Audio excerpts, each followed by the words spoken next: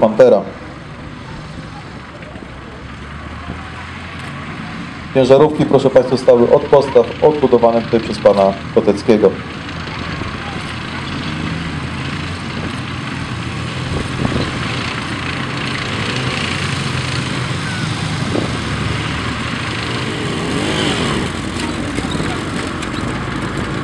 Drugi strzał także nietrafiony.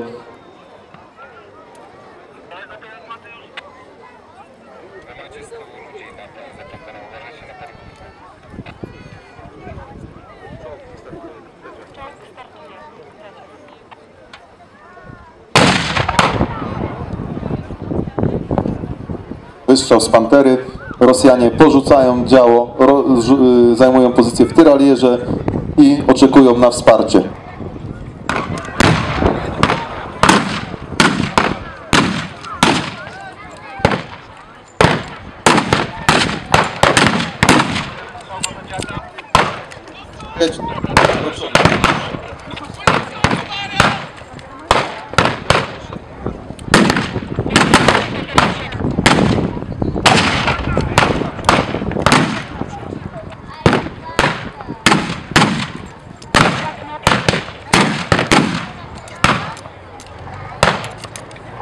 Ciężarówka!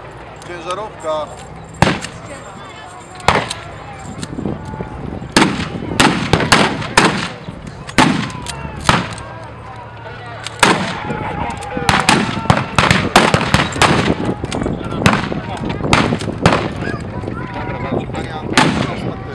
Drugi strzał z tygrysy, z tego, z teczaka. Z teczaka strzał.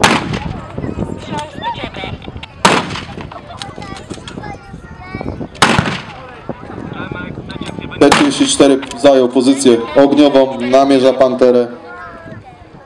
Praktycznie najmocniejszy pancerz Pantera miała w swojej czołowej części, z tyłu była bezbronna. Pantera została trafiona.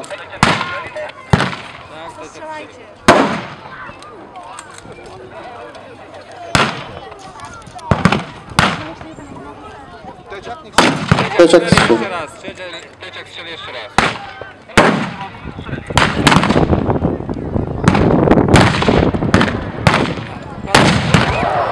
Pantera została trafiona w zbiorniki paliwa.